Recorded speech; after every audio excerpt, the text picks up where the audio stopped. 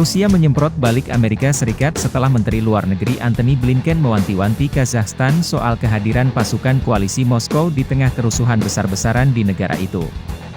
Kementerian Luar Negeri Rusia merilis pernyataan balasan itu tak lama setelah Blinken berkata, "Pelajaran yang bisa kita tangkap dari sejarah belakangan ini adalah ketika Rusia masuk ke rumah Anda, terkadang sangat sulit untuk membuat mereka pergi."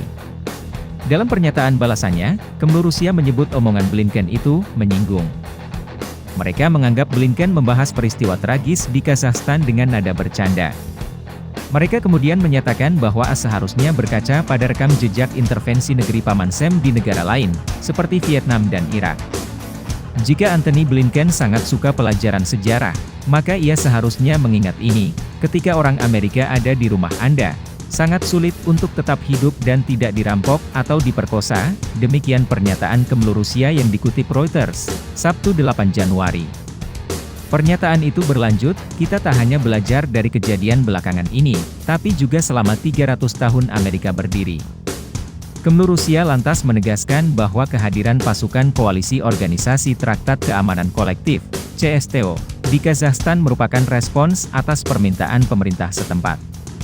Presiden Kazakhstan, Kassym-Jomart Tokayev, memang mengakui pihaknya meminta bantuan Rusia dan koalisi CSTO untuk meredam kerusuhan di negaranya. Hingga Jumat 7 Januari, demonstrasi protes kenaikan harga LPG di Kazakhstan dilaporkan telah menewaskan 28 polisi dan 16 demonstran. Sebagaimana dilansir ABC News, di antara 28 polisi yang meninggal, ada petugas ditemukan dipenggal. Selain itu, lebih dari 3.000 orang telah ditahan akibat kerusuhan ini.